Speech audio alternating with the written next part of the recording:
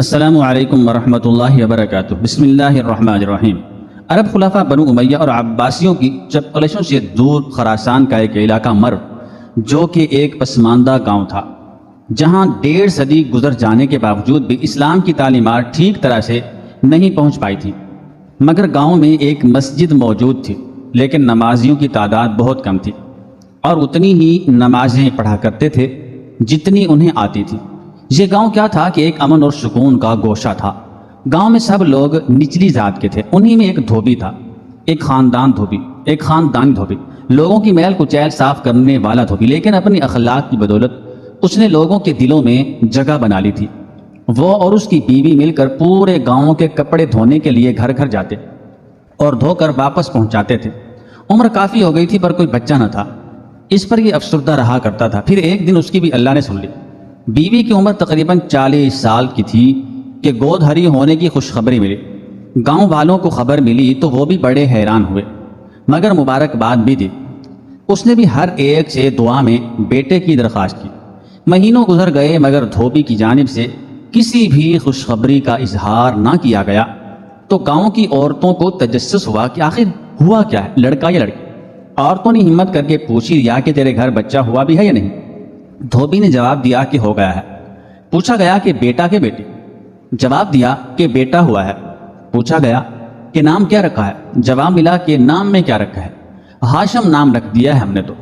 عورتوں نے پوچھا کہ کیا بات ہے، تو خوش نہیں دکھ رہا، حالانکہ تجھے تو خوش ہونا چاہیے تھا کہ تیری مراد بھر آئی۔ دھوبی نے جواب دیا کہ بہت بد صورت ہے، مجھے تو ذرا بھی اچھا نہیں لگا۔ پوچھا گیا کہ تیری بیوی کو کیسا لگا؟ جواب دیا کہ اب وہ اپنے ہاتھ سے گلا تو گھونڈ نہیں سکتے۔ عورتوں نے کہا کہ کمال ہے، کیسے ماں باپ ہو تم؟ اپنی اولاد تو سب کو ہی پیاری لگتی ہے۔ بچہ بھی کیا تھا، بالشت بھر کا تھا، چہرے پر پھیلی ہوئی چپٹی سی ناک، آنکھیں اندر کو دھنسی ہوئی، پیشانی ضرورت سے زیادہ باہر کو نکلی ہوئی، کولتار کی طرح سیاہ رنگت، کالی سیاہ۔ بچہ ذرا بڑا ہوا اور گھر سے باہر نکلنے لگا تو بچے اس سے خوف زدہ رہتے اور ڈرتے اور اپنے ساتھ کھیل کود میں شریک نہ کرتے بلکہ بھاگ کھڑے ہوتے۔ یہ بچہ ہاشم دن بدن تنہائی کا شکار ہونے لگا۔ باپ نے دیکھا کہ جب اسے کوئی بھی منہ نہیں لگاتا بلکہ ہر کوئی اس سے کراہیت محسوس کرتا ہے تو اسے اپنے ساتھ دھوبی کے کام پر لگا لیا۔ ایک روز گاؤں کی مسجد میں کوئی مسلمان عالم آیا تو پورے گاؤں نے اس کی آؤ بھگت میں کوئی کمی نہ چھوڑی۔ مسجد کے مولوی صاحب تو ہر وقت اس کی خدمت میں رہتے اور نہایت ادب اور احترام سے پیش آتے۔ چھوٹے ہاشم نے جب عالم صاحب کی یہ عزت دیکھی تو اس نے باپ کے ساتھ کام کرنے سے انکار کر دیا اور کہنے لگا کہ وہ بھی عالم بنے گا۔ باپ نے سر پکڑ لیا کہ اب کیا کرے؟ مجبوری میں ہاشم کو مسجد کے مولوی کے حوالے کر دیا، مگر ہاشم کی تعلیم سے لگن اور استاد کا سب کو ایک برابر سمجھنا اس کے شوق تعلیم کو اور بڑھاتا گیا، کیونکہ صرف مسجد ہی ایسی جگہ تھی جہاں اسے اپنے برابر بیٹھنے سے کوئی منع نہ کرتا۔ وہاں سے فارغ ہونے کے بعد اب اس کا دل دھوبی بننے میں نہیں لگتا تھا۔ وہ کچھ بڑا کرنا چاہتا تھا کہ لوگوں میں عزت اور اہمیت حاصل کر سکے۔ اس کے دماغ میں یہ بات بیٹھ گئی کہ لوگ جو اس کو کمتر اور بدصورت جانتے ہیں اسے ان لوگوں پر حکمرانی کرنی ہے۔ ابن مقنع اپنی جوانی کے زمانے میں گھر چھوڑ کر چلا گیا اور نہ جانے کہاں کہاں کی خاک چھانتا پھرا۔ اس دوران اس نے علم کیمیا، جادو، شعبدے بازی اور دیگر علوم و فنون سیکھے اور کئی سال تک اپنے گاؤں سے غائب رہا۔ خلیفہ مہدی کے زمانے میں یہ اپنے گاؤں واپس آ گیا۔ یہ ایک دور دراز گاؤں تھا جہاں دین کے معاملے میں جہالت تھی۔ اس نے اپنے جادو اور کیمیا کے علم کے بل بوتے پر لوگوں کو طرح طرح کی شعبدے بازیاں دکھا کر ان کو اپنا گرویدہ بنا لیا۔ جب لوگ اس سے بہت زیادہ متاثر ہو گئے تو اس نے پیغمبری کا دعویٰ کر دیا۔ جب خاصے لوگ اس پر ایمان لے آئے تو انہیں لے کر ماورا نہر کے علاقے کش میں پہنچ گیا۔ دشوار گزار پہاڑی راستوں کے درمیان یہ علاقہ اس کے مذموم مقاصد پر پورا اترتا تھا۔ وہاں اس نے ایک قلعہ تعمیر کر دیا۔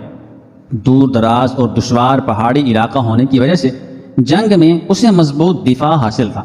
اس نے وہاں سے گزرنے والے قافلوں کو لوٹنا شروع کر دیا اور اپنے پیروکاروں پر لوٹ مار حلال قرار دے دی اور ان کو حکم دیا کہ وہ بھی اپنے گھر والوں کے ساتھ قلعہ میں ہی رہائش اختیار کریں۔ غرض اس لوٹ مار سے اس نے بہت دولت حاصل کر لی۔ یہ لوگ لوٹ مار کرتے اور پھر قلعہ بند ہو جاتے۔ اس علاقے میں وہ دور دور تک مشہور ہو گیا، لوگ اسے دیکھنے اور اس سے مناظرہ کرنے آتے تھے۔ کہا جاتا ہے کہ اس کو کوڑ کا مرض بھی لاحق ہو گیا تھا، جس کی وجہ سے اس کی ناک اور ہونٹ گل کر جھڑ چکے تھے۔ اب اس نے اپنی بدصورتی چھپانے کے لیے سونے کا ماسک یا نقاب پہننا شروع کر دیا تھا، جسے یہ ہر وقت چہرے پر چڑھائے رکھتا تھا۔ اس نے مشہور کر دیا کہ توبہ نعوذ باللہ، جبرائیل علیہ السلام نخشب کے ایک مقام پر اس سے کلام کرتے ہیں اور اس کو حکمت کی باتیں بتاتے ہیں۔ ان کے حکم کے مطابق عام گناہگار انسان اس کا چہرہ دیکھنے کے روادار نہیں ہے، اس لیے وہ اپنا چہرہ چھپا کر رکھتا ہے۔ بہت سے لوگوں اور بغداد کے علماء نے اسے جھوٹا کہہ کر معجزہ دکھانے کو کہا تو اس نے ایک نقلی چاند بنایا جو نخشب کے علاقے کے ایک کنویں سے طلوع ہوتا تھا۔ نخشب ترکستان کے ایک شہر کا نام ہے جسے ترکی میں قرشی کہتے ہیں۔ علماء اور ماہرین کا خیال ہے کہ اس نے ماہ نخشب بعد فلزات مثل سیماب وغیرہ کی لاگ سے بنا کر نکالا تھا جو 2 مہینے تک غروب نہیں ہوتا تھا اور 4 فرسنگ یعنی 15 میل تک اس کی روشنی پہنچتی تھی۔ یہ چاند سیماب اور چاندی کے اجزاء ترکیبی اور مقنع کے فن شعبدہ بازی کا کمال تھا۔ ضعیف العقیدہ لوگ اسے خدا سمجھ بیٹھے۔ وہ چاند نخشب کے کنویں سے طلوع ہوتا اور تقریباً 15 میل کی مسافت کو روشن کرتا تھا۔ یہ ایک حیرت انگیز بات ہے کیونکہ آج سائنس کی حیرت انگیز ترقی کے باوجود سائنسدان بجلی کے ہوتے ہوئے کوئی ایسا بلب ایجاد نہیں کر سکے ہیں جو اکیلا بلب اتنے بڑے علاقے کو روشن کر سکے۔ ویسے انسان بھی بڑی عجیب سی نفسیات رکھتا ہے کہ روزانہ اللہ تعالیٰ کی بے شمار نشانیاں اور تخلیقات دیکھتا ہے، سورج، چاند، ستارے، بادل، بارش، بجلی، زمین سے پھوٹتے بیج، لیکن ان سب نعمتوں سے مستفید ہونے کے باوجود اپنے حقیقی رب پر اس کا ایمان ڈاواں ڈول ہی رہتا ہے اور چھوٹے موٹے شعبدہ بازوں، جعلی پیروں اور عاملین کے شعبدے دیکھ کر دل سے ان کا معتقد ہو جاتا ہے۔ حالانکہ حضرت ابراہیم علیہ السلام کی مثال ہمارے سامنے ہے جو خدا کو اپنی فراست سے جان گئے تھے۔ ابن مقنع کے چڑھائے اس چاند کی خبر دور دراز تک پہنچ گئی اور لوگ جوق در جوق اس کے پیروکاروں میں شامل ہونے لگے۔ بہت سے لوگ گمراہ ہوئے اور اس کو سجدہ کر کے خدا مان لیا۔ مقنع کے پیروکار رات میں چاہے نخشب کے گرد جمع ہو جاتے اور پھر مقنع چاہے نخشب سے چاند طلوع کرتا جو کافی بلندی پر جا کر معلق ہو جاتا اور ہر طرف روشنی پھیل جاتی جو میلوں دور تک نظر آیا کرتی تھی۔ اس وقت کے خلیفہ مہدی تک اس فتنے کی خبر پہنچی تو اس نے اس فتنے کو زیادہ سنجیدگی سے نہیں لیا کیونکہ اس وقت وہ خود بہت سے مسائل میں الجھا ہوا تھا جن میں ایک بنو امیہ کی بغاوت تھی۔ دوسری بات یہ ہے کہ اس دور میں اس قسم کے فتنے اکثر سر اٹھاتے رہتے تھے لیکن کچھ عرصے بعد خود ہی ختم بھی ہو جایا کرتے تھے۔ خلیفہ مہدی نے اس کو معمولی سمجھ کر نظر انداز کر دیا، لیکن خلیفہ کی یہ لاپرواہی انتہائی سنگین نوعیت کے نتائج لائی۔ ابن مقنع کا یہ فتنہ صرف اس کے علاقے تک محدود نہیں رہا بلکہ دور دور تک پھیل گیا۔ اس کے پیروکار نہ صرف ہر گزرنے والے قافلے کو لوٹنے لگے بلکہ اب ان کی دیدہ دلیری اور بدماشی اس حد تک بڑھ چکی تھی کہ یہ قافلوں میں شامل عورتوں اور لڑکیوں کو بھی قید کر کے ان کو اپنی لونڈیاں اور باندیاں بنانے لگے۔ اب ابن مقنع طاقت کے نشے میں سرشار تھا۔ اس نے خدائی کا دعویٰ کر دیا۔ اس نے علاقے کے حاکموں کو خطوط روانہ کر دیے جس میں اس نے دعویٰ کیا کہ توبہ نعوذ باللہ خدا اس کی ذات میں حلول کر گیا ہے، لہٰذا اس کو خدا تسلیم کیا جائے اور اس کی مکمل اطاعت کے ساتھ ساتھ نذرانے پیش کیے جائیں۔ ایسا ہی ایک خط اس نے خلیفہ مہدی کو روانہ کیا جسے پڑھ کر خلیفہ سخت طیش میں آ گیا۔ اس کو اپنی لاپرواہی کا احساس ہوا اور اس نے جواباً اپنی فوج اس فتنے کی سرکوبی کے لیے روانہ کر دی۔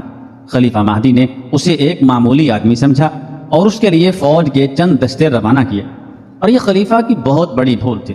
ابن مقنع کی فوج نے خلیفہ کی فوج کو شکست سے دوچار کر دیا۔ اس شکست کے بعد خلیفہ مہدی نے باقاعدہ مکمل تیاری کے ساتھ اپنے وزیر معاویہ بن عبداللہ کی سرپرستی میں ایک لشکر اس فتنے کی سرکوبی کے لیے تیار کیا، لیکن مقنع کی طاقت یا مقنع یا مکنے جو بھی نام ہے، طاقت اتنی بڑھ چکی تھی کہ یہ لشکر بھی ناکام ہو گیا۔ اب خلیفہ نے معاویہ بن عبداللہ کی مدد کے لیے مزید بھرپور اور تازہ دم کمک بھیجے۔ اس کمک کے پہنچنے کے بعد اسلامی فوج نے دوبارہ مقنع کے قلعے پر حملہ کیا اور کافی مشکلات کے بعد معاویہ بن عبداللہ قلعے کو فتح کرنے میں کامیاب ہو گیا۔ اپنی شکست دے کر ابن مقنع نے قلعے کو آگ لگا دی اور اپنے پیروکاروں کو اس میں کودنے کا کہا اور خود قلعے سے فرار ہونے کی کوشش کی۔ یہاں تاریخ کا اختلاف ہے، بعض جگہ مورخین نے لکھا ہے کہ اس نے اپنے پیروکاروں کو زہر دے دیا تھا۔ بہرحال قلعے سے فرار ہونے کی ناکام کوشش میں وہ پکڑا گیا۔ حکیم مکنے کی موت کے بعد موت کے متعلق مختلف روایتیں ہیں۔ بعض لوگ کہتے ہیں کہ مسلمان قلعے میں داخل ہو گئے اور انہوں نے مکنے کو قتل کیا۔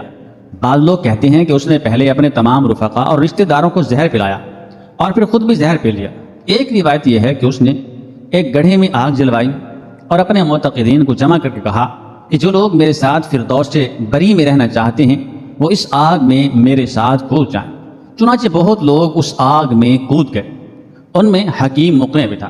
اس کے خاندان کی ایک عورت جو اس واقعے میں بچ گئی تھی، اس کے کہنے کے مطابق مقنع نے ایک بڑی دعوت کی جس میں اس کے خاندان کے تمام افراد، بیویاں، لونڈیاں، کنیزیں اور قریبی رفقا شامل تھے۔